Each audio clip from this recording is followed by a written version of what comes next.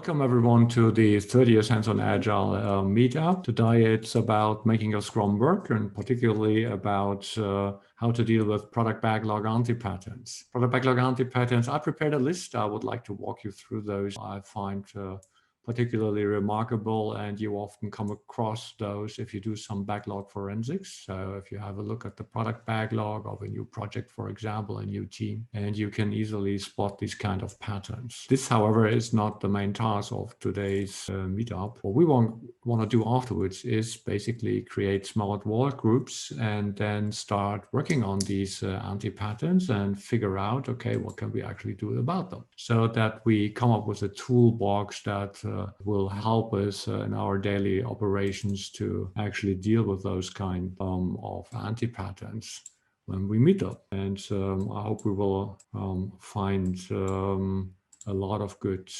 possible solutions for that purpose, so that we have really a meaningful tool set afterwards.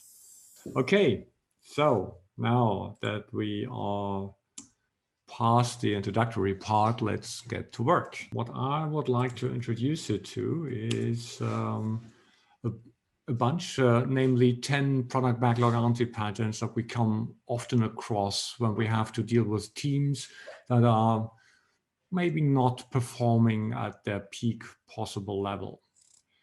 And I find it very interesting to have a look at the product backlog and get an understanding what was happening. And actually you can derive a lot of information and clues from the product backlog. And I'd like to introduce you to my top 10 anti-patterns that we have here. I provided you with a link to the presentation and just 10 short slides. And let me share my screen. Okay, here we go. So, number 10 on my top 10 list is the oversized product backlog. While we all believe, I guess, that transparency is a really good thing, it's not a good idea to clutter the backlog with all sorts of items. I don't know where your threshold is, but my threshold is always around 125, maybe 150 items in the product backlog. So that's spanning probably 3, 4, maybe 5 sprints. And that's the number of stories I actually am comfortable with. So I don't have to start reading every one of those. I know them, what they're actually supposed to be. So while transparency is a good thing, don't clutter the backlog. Go for the signal, avoid the noise. That was number 10. Number 9 is a direct consequence of the often too large product backlog. So while we'd like to have, if we are in the software development, as I assume most of us are, for example, user stories, non-functional requirements, bugs, spikes. So the usual thing that we use in our daily work that belong into the product backlog. However, the product backlog is about product delivery. It's not about ideation or product discovery. So what typically shouldn't be part of the product backlog is any form of idea, right? Notes. Sometimes you find documents in there because it's supposedly more convenient to store them in Jira than somewhere else. In my experience, if you have this random assortment of stuff kind of product backlog, it's truly a sign that the product discovery process is flawed or non-existent. And that probably it should be a good idea to think about how to deal with that one.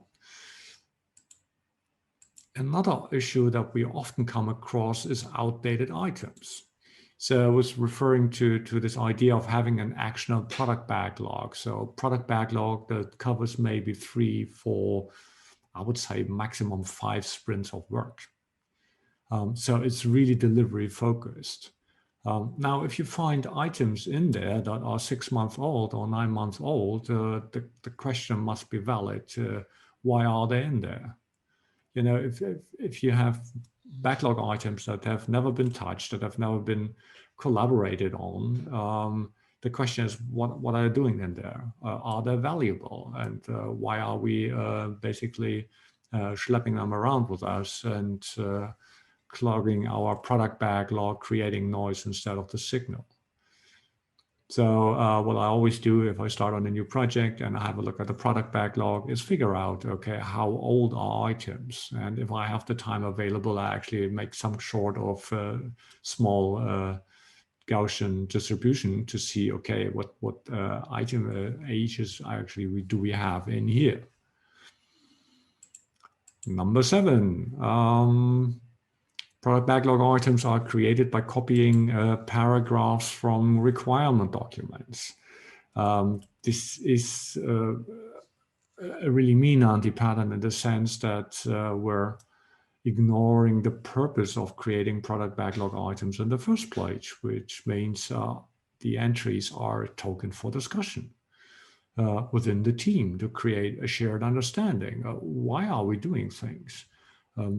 How will we do them? And probably what kind of first approach is going to be. So a good Scrum team, in my experience, is actually having lively discussions about this. So it's not the product owner imposing work onto the developers. It's about the product owner pitching an idea why something might be valuable. And hopefully the developers are challenging the product owner in the sense that they're asking, is this really the best use of our time here? And this requires a discussion. And copy and pasting does not work.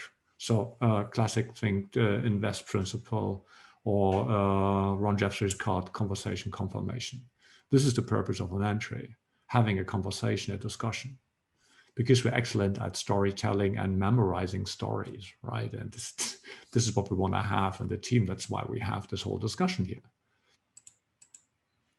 So another issue that you will often come across is that your product backlog looks like some sort of MS project in disguise. You know, so the whole project has been planned up front. It's detailed, probably even completely estimated in advance. And again, this brings up the same question. Okay, what are you doing here? What's the purpose of having a product backlog, a living artifact that might be changed by whatever we learn new about the idea that value is representing to our customers, right? So if your product backlog looks like prefabricated, this is certainly not a good sign. Number 6, there's an imbalance in refinement. So sometimes there's too little refinement. So you have an entry that has maybe a title and a sentence summarizing what this is about, but clearly there hasn't been any kind of interaction regarding this item. Or on the other side, you have way too much of interaction. So you're going back and forth. It looks like more a PO developer standoff, you know, some sort of haggling going on in the back. Probably even facilitated by some sort of definition of ready. That's another issue. If you need about 2 months to come to an understanding about a single work item, you're probably overdoing this. But again, it's interesting to see how the team is actually working and getting things done. So you might have noticed this, but have you noticed that there are some items in the product backlog that are somehow are not fitting into the rest of the items, that somehow are different, strange, awkward, you know, out of context with the rest? Then you probably have some sort of pet project in front of you. Pet projects are not just coming from stakeholders, you know, so the feature request from the second cousin of the third, whatever, your spouse or something like that. No, it's also not uncommon on the developer side, for example, to have some pet projects. And also the third brand new JavaScript framework that desperately needs to be tested. We just don't know why this is the case. Another interesting entry in this list of product backlog item anti-patterns is that you find items that have a significantly different life cycle than all the others, that pop up very shortly before the end of a quarter, for example, and then need to be delivered in a short period of time. So what I have learned in the past is that probably you're dealing with a sales organization as a bit rogue, because they probably started selling features to close deals to actually make the bonus for that quarter. So that could be a really nasty thing, and it's particularly nasty because they're overruling your planning, your careful planning as a team by doing this. And probably they have a very good reason for doing so, because they already signed contract and there are penalties involved. So this is a very very uncomfortable anti-pattern that certainly needs a lot of attention from my perspective. So number 2, prioritization by proxy. Your product owner is not a product owner, but a scribe, the Jira monkey, someone who's hacking all the items into the backlog, but is not allowed to make any form of decision. You will easily understand how this whole thing is working if you have a look at the tickets, because very often there will be a delay between placing a question and getting an answer. Something that probably could have been answered in a fraction of a minute will take several days to answer, because our scribe has to talk back to the superiors and ask for their permission or convey their decision, which probably is an issue. So prioritization by proxy always assign that you somewhere have a steering committee in the background, and probably this whole Scrum thing is a facade, and they're still in love with the stage gate process, and they're practicing it this way.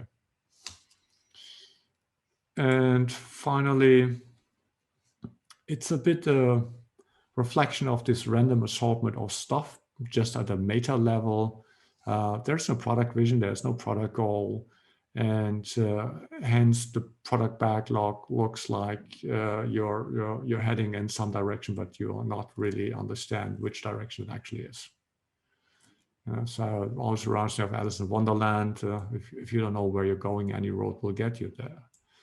The issue that we have here is that if you want to be successful as a Scrum team, as a product team in general, you want to have missionaries on your team, people who believe in creating value, in solving a major problem that your customers are facing. What you don't want to have is mercenaries who work for a check. The problem with that is that missionaries need a purpose. And if you do not know where you're going, you will lacking that purpose that attracts missionaries. In that case, you will just attract mercenaries. And you can easily understand this if you have a look at the product backlog. So if you have a basic understanding of what the product is supposed to be, how it shall look like, and then you have a look at the product backlog, it seems out of line, then you're probably facing exactly this problem. Okay, so those are the 10 product backlog anti-patterns, and that I hope you will be working on to create a wonderful toolbox for us. And let me share how this is going to happen. So, and if you have a look at the slide deck, you will see it has 10 slides. Okay, then let's continue. I'd like to suggest that I share my screen and then we walk through. Are there any volunteers who would like to start with their findings? So if we start with slide number 3, which I believe is problem number 10. This one, product backlog too large. Yes. Excellent. So that was the team that I was on, and we had a very lively discussion, which we did not complete. We believe there's still quite a bit more we can explore on this. But it is certainly a very common problem. So we felt that minimally the product owner and the Scrum team needs to be involved in the solution here. There may be other people that need to be involved, but this is the minimum group.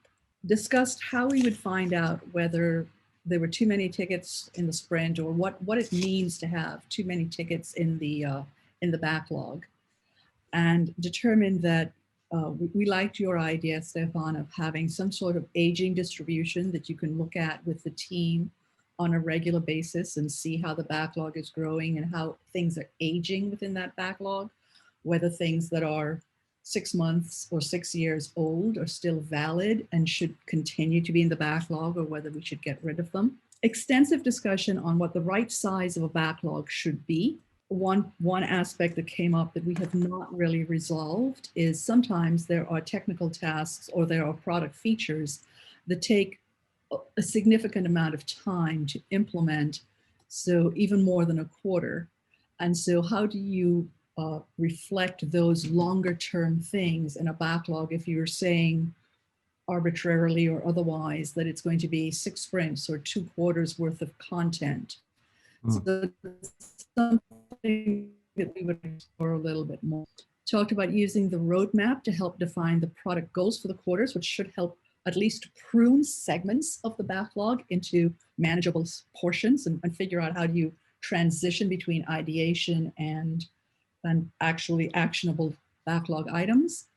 And then absolutely making sure that at least the next 3 sprints worth of items are ready, that are actionable in some way or the other, and that are closely aligned with release. So perhaps not completely planned out, but fairly ready. And we want to check the size and aging of our items every quarter and make sure that our sprint planning is efficient. Mm-hmm.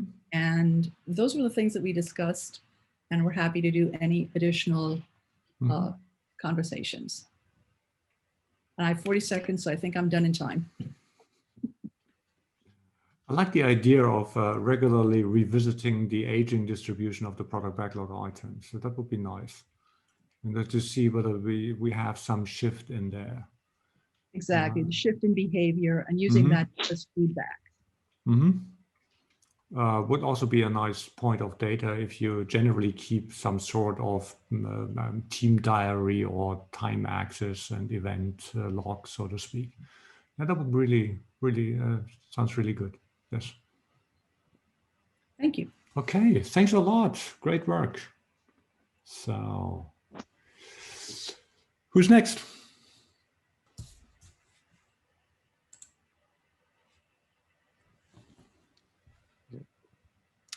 What about outdated issues? Yeah, so I guess I can go ahead.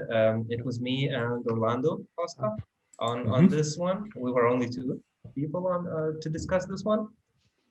So I assume that this is the issue that brings the previous discussed issue, that the backlog is too long. So we both experienced this problem in our daily job with Orlando. So to solve this, to address this problem, I guess we discussed that at least developer team, product team, and stakeholders should be involved, because in most cases these 3 teams are the main stakeholders of each ticket, of each case. So they should know what's going on. Then when discussing about how we are solving this, how we could address to solve this issue, one of the idea is raise awareness between decision makers, why it's important to have up-to-date backlog, because, well, if they will understand, maybe they will allow some rules how to remove those outdated issues. Then another idea was a workshop with respective teams to discuss on those old items. Maybe something was already solved, maybe something was addressed and others are not aware of it, and we simply can remove those old backlog items. Then another idea is raise questions, similar like when these old items can be prioritized to give them priority to be done in the next sprint, let's say. Because sometimes stakeholders, managers don't even know about those old tickets because no one is discussing about that. So addressing this question could also lead to some solution.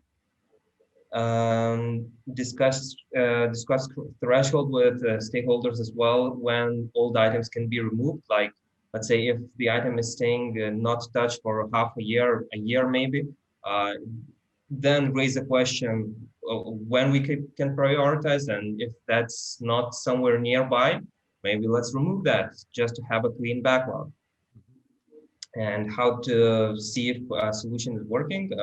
We didn't have enough time to discuss on this, but main ideas were public backlog items, the full backlog is less than 5 or 6 sprints. And the idea that a product team, product owners, business analysts, and others, Scrum Masters, they know what's going on in the backlog, at least at the epic level, what's going on, which task going after which task. So yeah, that's what we discussed. Excellent, thanks a lot. As I like to say, the trash bin is your friend, right? So it's more an issue of fighting this loss aversion, you know. Yeah, we can't delete it. You know, we might need it in the future. We put so much work in, right? Sunk cost fallacy on top of that. It's very common, yes. So oh yes, oh yeah. So in a physical world, in an in-person scenario, I like to just remove the stickies from the wall and put them in the trash bin. You know, so. Anyway, excellent. Okay, who will be next? Shall we just go down the list? Would that be okay with you? So requirements do not equal product backlog items. Are you ready to go? Arne, so? Yeah, I'm ready to go. I think I've written all the stuff, so I'm the chosen one to talk about it. I'm sorry.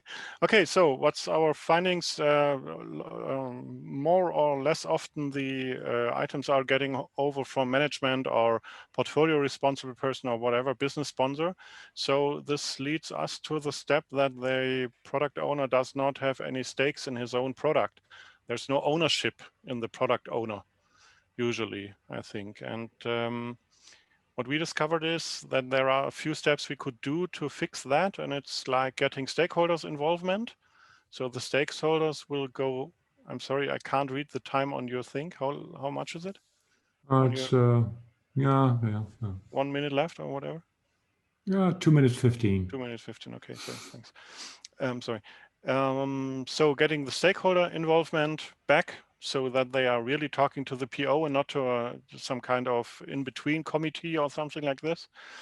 Making a backlog transparent and visible is a way to fix that, because requirements are usually not understandable by normal persons, by business persons, because they are too complicated and way too detailed.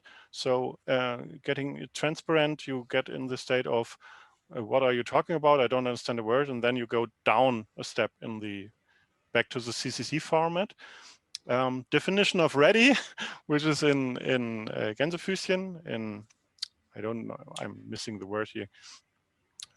Sometimes definition of ready means is just not the fix for getting a requirement, but building up a requirement. Yeah, getting rid of the definition of ready. We were not on the same page here in the team, so maybe I will skip that because of time. Okay, and the last one is the product ownership is in place, or how to get the PO to a mandated state so he could really actually kick items or say, I won't do this because it's not in the product vision or on the product strategy. I've mentioned here POEM, which is, I'm not associated with anything of this, but this is the product ownership evolution model. Maybe it's an interesting thing for some people here to look at. It's even available in English, and it's about a growth path for a PO about to getting mandated.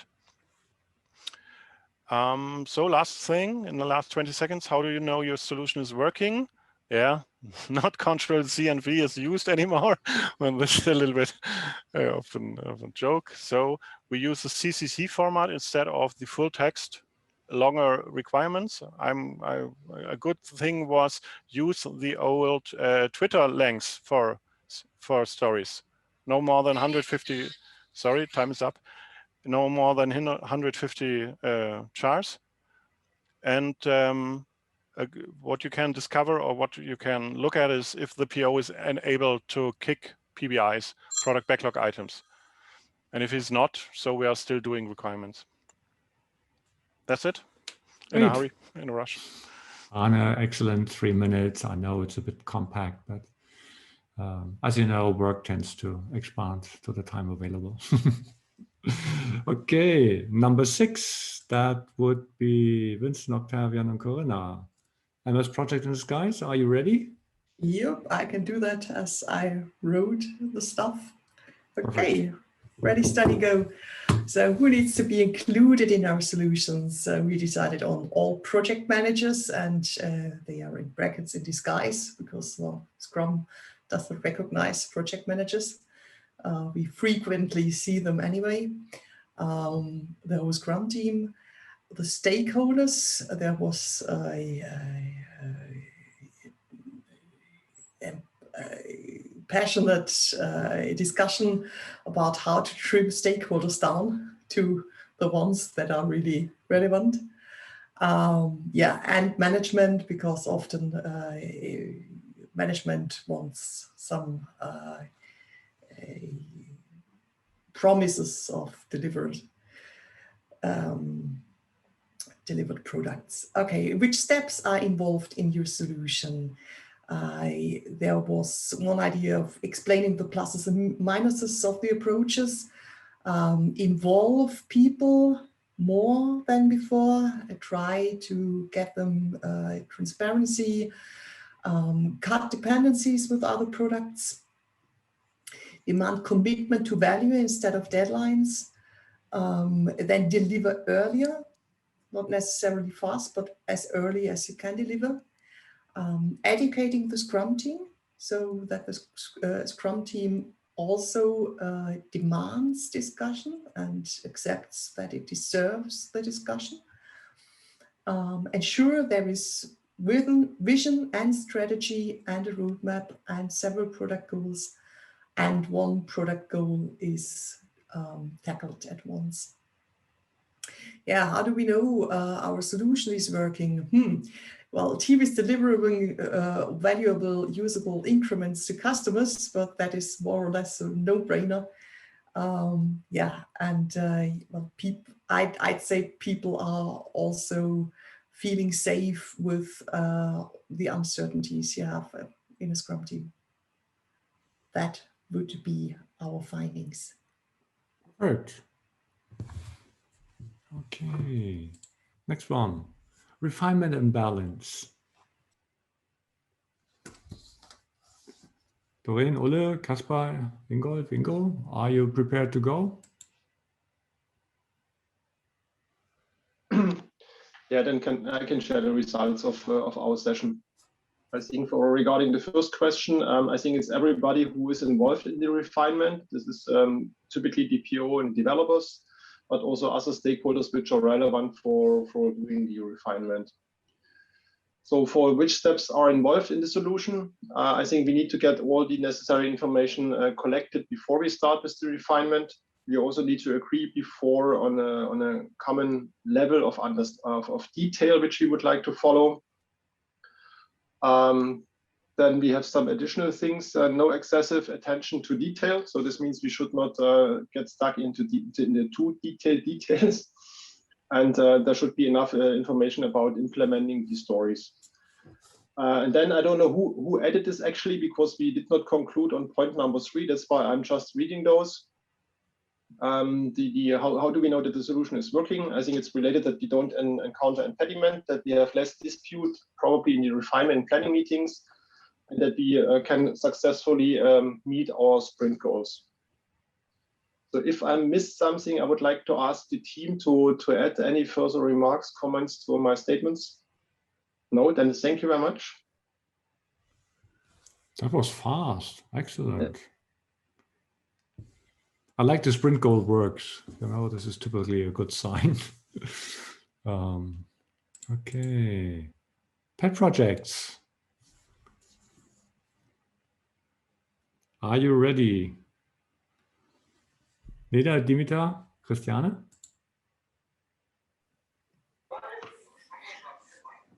Maybe Christian, because he was writing, I don't have really the written form of it. Okay, I can do it. Thank you. Okay, so we discussed that the owner of the pet project and the product owner should be included in our solution, and that it is important to establish a strong communication between the pet project owner and the product owner. The product owner needs to have a strong product vision and or business values to make sure to being able to say no to the ideas the pet project owner has.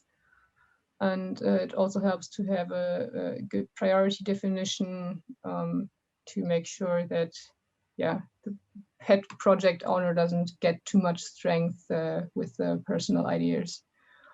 And yeah, we think that we know the solution is working when we receive less of those pet project items.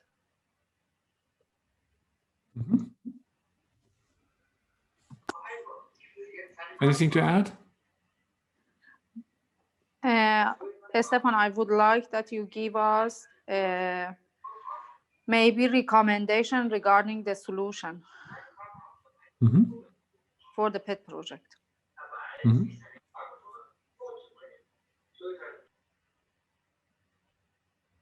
Okay, thank you.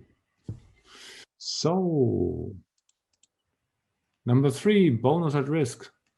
Yeah, that would be me. So my partner unfortunately had to leave already, so that's why she mentioned it. Yeah, that's why I'm presenting. So bonus at a risk, yeah. So who needs to be included in the solutions? We thought of mainly the sales management, or if possible, at least the responsible ones, and of course the team, including the product owner. And yeah, we think that the steps that are necessary to have a good solution is that we try to, it depends on how big the company actually is, but we think that it's a good idea to get the sales involved in the planning, and also that the team is able to refine the items that will be sold up then. And it's very important that we have a priority set, and first finish the items that that are necessary to reach the goal before we start adding items that were upsell items afterwards. And at any time, any upsell items need to be vetted against the product goals. So if it's necessary, maybe then it should be separated into different projects, and and have the sales or who are responsible then invite or encourage them to attend the sprint demos and the reviews maybe, or I don't know, at even some point that the team can provide input for the sales, because we are convinced that at the end the sales team can do a better upsell program, or having a better upsell items for the client when they know what's going on. And how we think our solution is working. So at the end, sale is not promising feature release dates or features that are not well defined with the team and not discussed with the team or even showed at some point. And the sales guys know what's going on. So in the best case, they know what are good upsell items because they are not inventing them, but they are signed or discussed and are coming from the team because they know the project and they know how to or what value is created and can upsell afterwards. Yeah, thanks a lot. Now, number 2, prioritization by proxy. Clemens, Julian, Pavid, Nicole. Are you ready? Yeah, I can start off. Now that's my turn. We had some pretty specific problems concerning the structure of the companies that the people are working in, mainly the C-level, which is why that was the first part. C-level not acting as servant leaders is a problem, because if they don't, if they change goals very often, the management goals, if they push, then it will be a problem for the team. And so you can be as good a product owner as you want, but if management C-level is pushing hard and changing goals all the time, then there's no possibility for you to properly work as a product owner. Who else needs to be included? Of course, the stakeholders, they all need a collective understanding. You need to understand what's to do, and you can't do this on your own as a product owner. So you always have to involve people around you who will in any way participate with your product. And then, of course, you need all those people who will actually do the product, which is the Scrum team, the Scrum Master, and you yourself, the product owner. Yeah, so what steps do you need to do? For the C-level, make sure C-levels are not Cs, but more servant leaders. Support your team instead of pushing decisions onto them. For the stakeholders, try to identify who are your users, who are your customers, your personas, and creating personas to understand the people that you're doing the product for. And for more transparency, create product goals, long-term goals for the product, but also sprint goals for every sprint, so the team understands the purpose. We had this mercenary example metaphor before, and if you want the missionaries, you need purpose, you need product goals, you need sprint goals.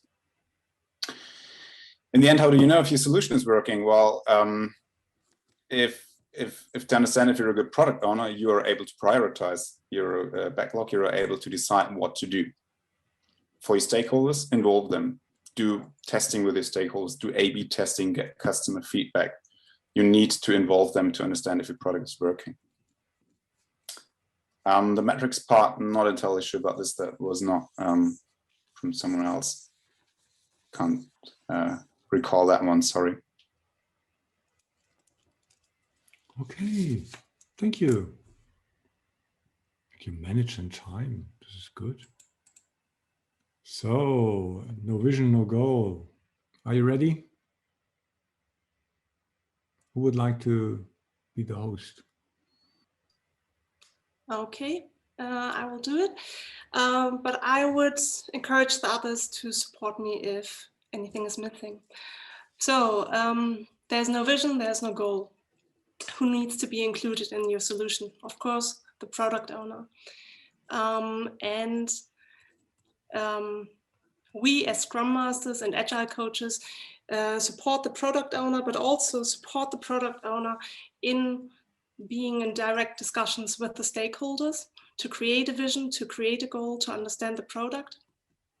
And we do need higher management support because we think that management needs to be encouraging the product owners also to have a vision. So there needs to be support in that area as well, like Clemens said before, servant leadership. And of course, the Scrum team. I think it's important to every now and then also bounce back the vision with the Scrum team. Is that a vision that you can go with, for example? Then which steps are involved in your solution. We discussed this part for quite some time, so we came up at the end very fast with these 5 steps. First, the product owner needs to understand the stakeholders' needs and product future. Okay. The product owner needs to understand the importance of product vision and the goal that can be created in a dialogue between the PO and the Agile coach or Scrum Master. Then, of course, there needs to be the creation of the product vision and goal. And as mentioned here before, that needs to be connected with the team. So make it enticing, make it relevant for the team so that they can work with that vision at the end. And if, what we found very important as well is define user-centric product goals using outcome focus. So not outputs, but rather what can be created, or what purpose do we have, not purpose, but what do we have after, what need do we then, God. Now I lost my wording, but anyhow, I continue. So how do we know that our solution is working? Of course, they serve to provide direction to your backlog. So the vision and the goals are helping us to provide a good backlog. The team is engaged and enthusiastic and happy at the end, and increments can be enriched and delivered. That's what we came up with. Excellent. So, excuse me, can I put 2 questions, please, Stefan? Yeah, sure. Well, not necessarily to Pauline, but to the entire team. So my view about the vision is the fact that the Scrum Master is not participating in creating or shaping the vision. And so how they see this? Maybe it's something that I'm missing. We always thought that we help, so we are not part of shaping the vision, but we are coaching the PO towards being able to create a vision. Okay, because sorry. Yes, no. Because most of the time this is outside the Scrum framework. So the product owner is the porter of the vision. He comes with a vision in the team. So he already has a vision, yeah? Correct me if I'm wrong, but this is my So if I may, my view. Yeah, sure. I have this problem where our product owners should have a vision, should know where their product is going, but they don't. Or if they do, it is they don't know how to articulate it. And that the team then doesn't have anything to align against to make progress with, right? They just do what they know, what's easiest for them, not necessarily what is most valuable. And so I think the purpose I did not participate on this particular slide, but what I was hoping to get out of it is, what Pauline said, how do you coach the product owner to provide that vision that then is an anchor that the development team, the Scrum team can work from? And so I don't know, Pauline, I don't want to put words in your mouth as to what you intended here, but that was what I took from it. That's what we meant. So I think it doesn't need to be, it can be very broad questions, actually, very broad questions that help the product owner to form a vision. And it's mainly done in a dialogue. There are many things we discussed. We also discussed, for example, sorry, Pauline, if one possibility would also be to use OKRs in order to help the product owner or coach the product owner to use OKRs in order to understand what the objectives and what key results need to be achieved in order to achieve the goal or the vision. Sometimes this is also a good tool to understand the vision, in my experience. Because by understanding the objectives that you're actually trying to reach, you can understand what kind of product you want to deliver and what this product needs, what the value of the product to the stakeholders is.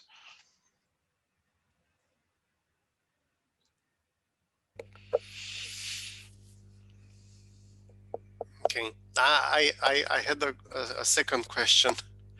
It was about stakeholder needs, and it comes back into into that item where there are pet projects. So if we are looking at stakeholder needs, they are very broad. I mean, my vision is the fact that we should look at user needs, because this is where the goal, the vision is getting lost, because we are looking at I don't know what the CEO wants and not what the users want. I mean, I don't know how did you interact? What was the discussion between yourselves? But I don't see why we should take in account the stakeholder needs. Just wondering.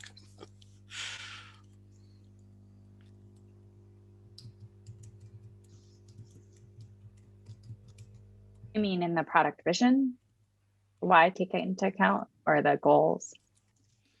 So they said that they should look into the stakeholder needs. So of course, the stakeholder needs are very broad.